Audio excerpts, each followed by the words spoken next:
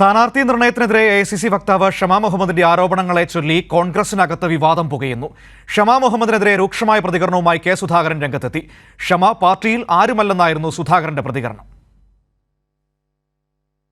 കോൺഗ്രസ് നേതൃത്വത്തിനെതിരെ രൂക്ഷമായ ആരോപണങ്ങളാണ് ഷമാ മുഹമ്മദ് ഉന്നയിച്ചത്.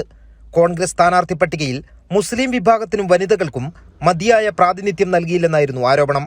വനിതാ പ്രാതിനിധ്യത്തെക്കുറിച്ചുള്ള രാഹുൽ ഗാന്ധിയുടെ വാക്കുകൾ പാലിക്കപ്പെട്ടില്ലെന്നും ഷമാ മുഹമ്മദ് തുറന്നടിച്ചു. ഇതിനെതിരെയാണ് ഷമയുടെ പാർട്ടിയിലെ സ്ഥാനം തന്നെ ചോദ്യം ചെയ്ത് കെ സുധാകരന്റെ പ്രതികരണം. ഷമ പാർട്ടിയിൽ ആരുമല്ലെന്നും അവർ പറഞ്ഞതിനെക്കുറിച്ച് അവരോട് തന്നെ ചോദിക്കണമെന്നുമായിരുന്നു സുധാകരന്റെ വാക്കുകൾ.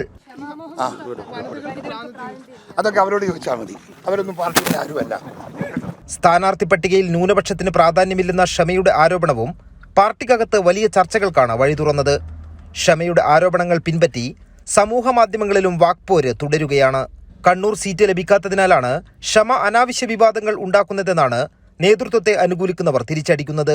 കൈരളി ന്യൂസ്, കണ്ണൂർ.